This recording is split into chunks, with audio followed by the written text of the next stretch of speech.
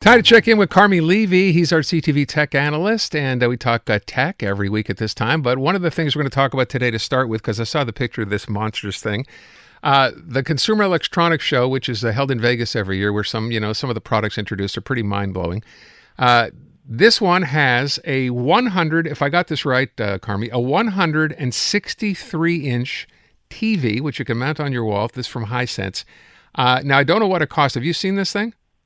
I have, and it's a monster, and I totally want it in my house, even though I have no idea how I would get it home. Yeah. That is a logistics challenge that can be simply, let's leave it for another day, but I would certainly love to bring one of these home. Imagine just literally an entire wall just covered with a screen. Yeah. That's ultimate screen luxury. Yeah, if we could get a volume discount, I'd like one as well. Just saying.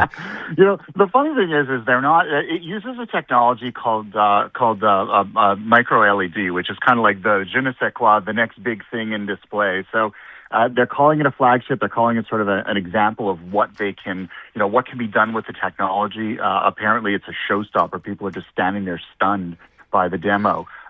It isn't shipping at this point, so who knows when we're going to be able to get our hands on it, but it is clear, thanks to technologies like micro RGB, which is another technology, we are seeing other screens get larger and cheaper. For years we've been seeing sort of bigger and better, brighter screens at CES. This is the year that maybe we might be able to afford some of them. So maybe not the 163-inch model. Maybe that's a little out of our price range, but certainly if you've got an extra $25,000 or $30,000 lying around, Samsung would be happy to sell you a slightly smaller one, about 130 inches. And there are also a bunch of others in the 100-inch range that are actually in the four-figure range, that are sort of affordable if you're feeling like you need to splurge on your home theater. So costs are coming down, believe it or not, and screens are getting bigger. How much is the 163-inch one? They're not putting a price on it. I think that's how you know it's expensive. I see. Okay. Exactly. And I think, and that's really what CES is all about. It's not necessarily about selling things. It's about really showing where the technology has gone, where it's going to go, what are the trends for the coming year. And every year CES, there's like a section of it that is all about large TVs, flat screens, monitors, displays.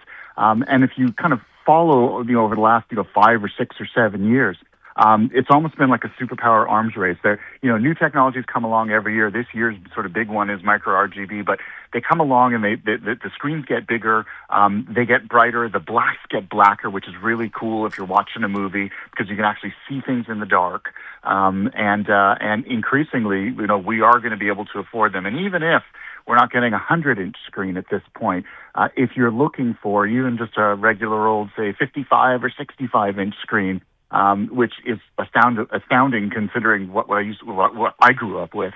Those are also coming down in price, and there are some screaming deals because of what's happening at the top end of the market. It's pushing down mainstream options as well. It means that if your TV dies tomorrow, it's going to cost you less to get something even better.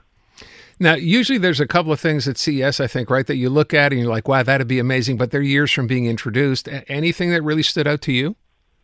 Yeah, I mean, there's all, robots have been getting a ton of attention this year. Boston Dynamics has something called the Atlas, which you and I can't even buy, but they are going to deploy it in a Hyundai plant. Hyundai owns Boston Dynamics, and it'll probably be making your next Hyundai or Kia vehicle. LG has something called the Cloyd, which can cook, it can do laundry, it even folds your laundry, and it works with other LG smart home devices. It assigns work to them. It works collaboratively with them using what's called the Think standard. And so there are lots of robots that are being demoed and also getting a lot of attention. There's one called the Saros Rover. It's from Roborock.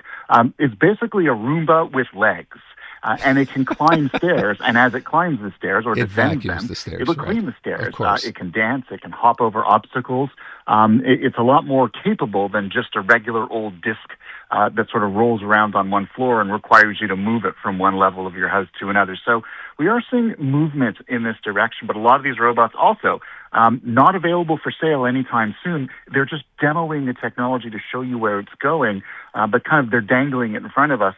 We're not bringing home Rosie the robot anytime soon. But you can, in fact, buy like a robot, like a companion robot, can you not? I've seen these.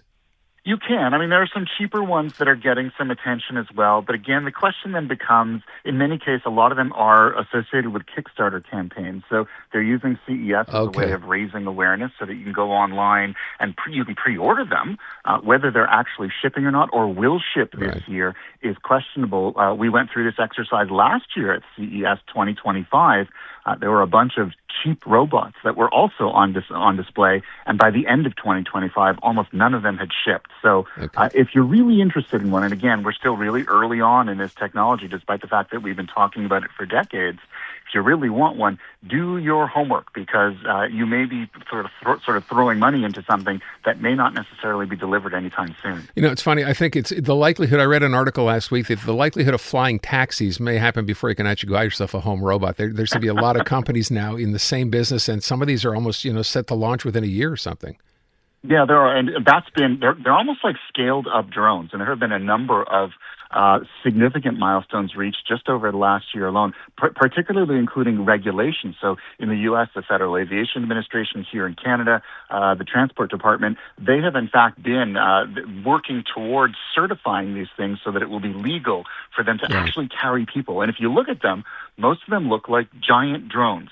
And based on the video that I've seen of the test flights so far, pretty remarkable actually seeing these things take flight. So yeah, we might very well see flying cars long before we see robots when we get home. Now, really, very quickly, Alice, my producer, said we have to cover this story because this is her favorite story because it's still with robots. There are now robot bunnies, rabbits, and what is their job here exactly, Carmi? Their job is to capture invasive Burmese pythons, because those pythons they use camouflage, very difficult to catch. Conservationists estimate only about 1% to 3% of them are in fact that they know where they are, and that's a problem because they're in Florida. They are wiping out the small mammal population as well as native birds. And so the South Florida Water Management District, they've deployed 120 of these robotic rabbits, basically cyber bunnies. They have internal heaters that mimic the thermal signature of a warm-blooded rabbit. They have solar-powered motors, so it replicates the twitching of a rabbit. Wow. And they also have aroma diffusers that release synthetic scents to make it smell like a rabbit. And so they trick the Burmese python, which is not natural to this, so it is an invasive species. It tricks them into thinking they're real, and they have cameras that are trained on them. And when the researchers see them on camera, because they're basically live streaming it, they know where to go, and they can capture them humanely and then bring them somewhere else. And so it's essentially using technology to level the playing field and ensure that this invasive giant snake, they can be up to 15 feet in length, doesn't kill all the wildlife in the areas where it escapes to. You know, it's really weird. When you started talking about this, you got to the point where, it smells like a rabbit and this to trick the snakes. I assume what was going to happen was the snake would try to eat this thing and it would get stuck in its, in its throat or something. And then they could just basically get the robot back at some point after having grabbed the snake, but that's not what happens here at all. Yeah, they describe it like that. It attacks it. It punches the robot. No, it doesn't. And it sets off the sensors, which sort of brings the conservation officers in and says, "Okay, capture this one now." So they don't get indigestion from swallowing a robot bunny, is what the snakes don't get. From what I can tell, no, that hasn't happened yet. And thancfully, thankfully for the snakes themselves, no snakes have been harmed in the deployment of these robots. Good to know. I want to see video of this somewhere. Really quickly, last story. This is important. Giving a kid a phone. We've talked about this so many times. Never mind social media. Just the act of giving a child a phone before this particular age, according to new research, can be really harmful. So let's kind of dive into this real quick. Yeah, so this research comes to us from the University of Pennsylvania, the difference between age 12 and 13. So if you advance it by 1 year, in other words, give your kid a phone at 12 instead of 13, they have a 60% higher risk of poor sleep and a 40% higher risk of obesity and a whole bunch of other things. Cognitive performance, reduced attention, weaker memory, increased rates of depression and anxiety. And the research is stunning. Like these results, basically 1 year, if you can delay from 12 to 13, that significantly improves your kid's ability to handle the toxic and corrosive impacts of having a smartphone. They explain how or why just 1 year would be that, make that kind of a difference?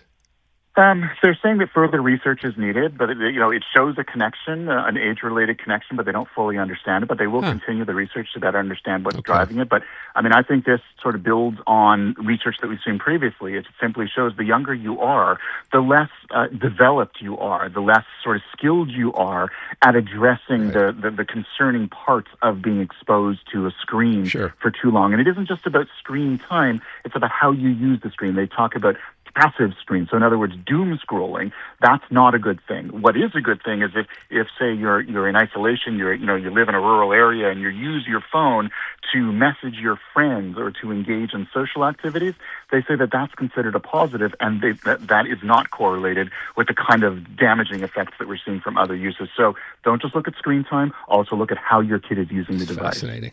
All right, Carmi, as always, appreciated. Thank you so much, and Happy New Year to you. Thanks, Aaron. Have a great one. You bet. Introducing Bryan Adams Radio on iHeartRadio. Hosted by Bryan Adams himself. Join me for an insider look on a wild ride through 40 years of global rock and roll. Bryan Adams Radio. Now available on the free iHeartRadio app.